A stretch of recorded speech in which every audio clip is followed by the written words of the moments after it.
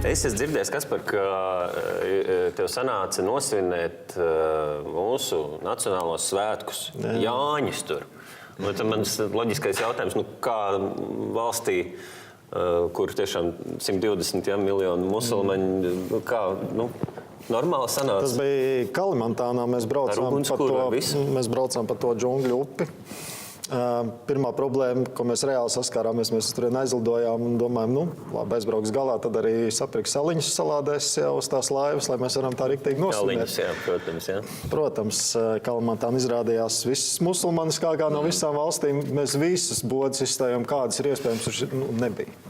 Vienkārši nebija. Jāņus ieras arī visdrīzāk tur nebija.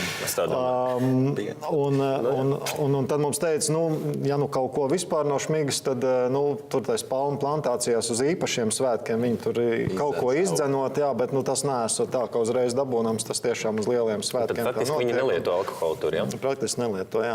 Pieredzi gadu laikā jau saprot, kur kas notiek.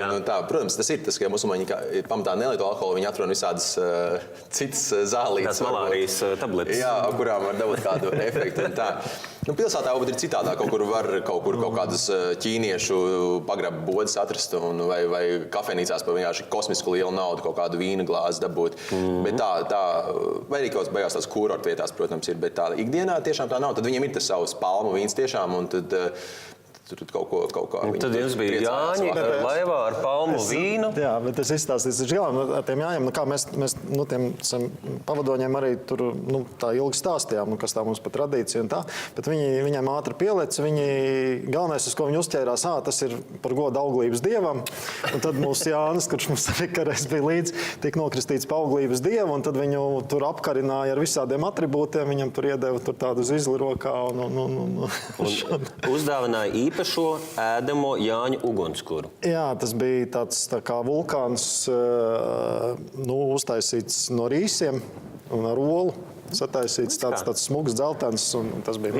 Es gan nezinu, vai tas ir indonēziešu auglības dieva simbols, ja to viņi mums, tā kā mēs teicām, mēs uz vulkāniem braucam uztaisīt, bet viņi reāli pastrādāja, un mums arī bija prieks, ka tur tie visi vietēji, kas bija apkārt, viņi metās arī tur pīt. Visus tos, Jāņi tur no savām palmu lapām, tur kaut kāds Jāņu atribūts. Ļoti viesmīlīgi cilvēki izrādās. Apstājas Latvijas aizbrauc Jāņos uz Indonēziju, un viņam palīdz visādos veidos, pat uztais ēdamo Jāņu ugunskura. Cik jauki.